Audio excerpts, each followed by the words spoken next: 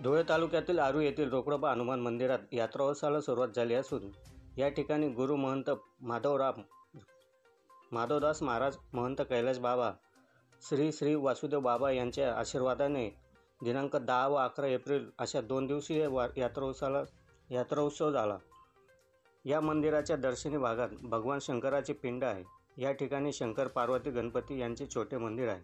समोरच रोकडे हनुमानाची तेजस्वी मूर्ती आहे।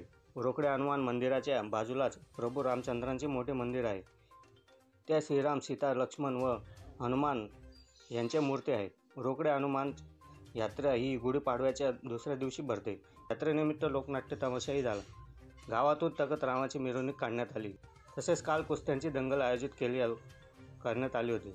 या कुस्ती दंगलसाठी खानदेशातील मल्लांनी सहभागी झाले होते। या कुस्ती दंगल विजयी मल्लांना रोख रक्कम, भांडी, मेंढा असे अनेक वस्तू देण्यात आल्या। यावेळी कुस्ती दंगलीचे शुभारंभ मोहनदास बाबा, बालकदास बाबा यांच्या हस्ते करण्यात आले। या प्रसंगी नवनियुक्त सरपंच नागेश देवरे, यात्रा कमिटीचे सदस्य दिलीप देसले, भगवान डुकळे, संपत गर्दे, वाल्मिक बागले, लोटन गायकवाड, संतू सोनवणे, नाना शिंदे, श्रावण मासुळे, रवींद्र जाधव यांच्यासह यात्रोत्सव समितीचे पदाधिकारी व ग्रामपंचायत सदस्य व ग्रामस्थ मोठ्या संख्येने उपस्थित होते।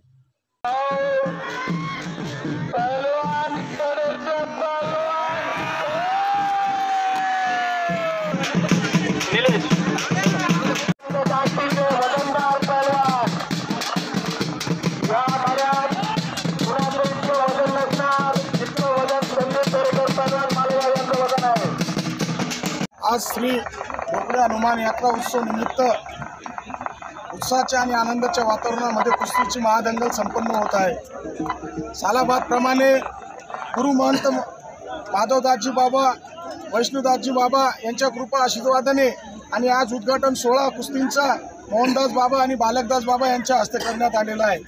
या कुस्ती सोहळ्यामध्ये मल्लांकरता पैशांची, मेंढांची आणि भांड्यांची अशी देणगी देण्यात येते।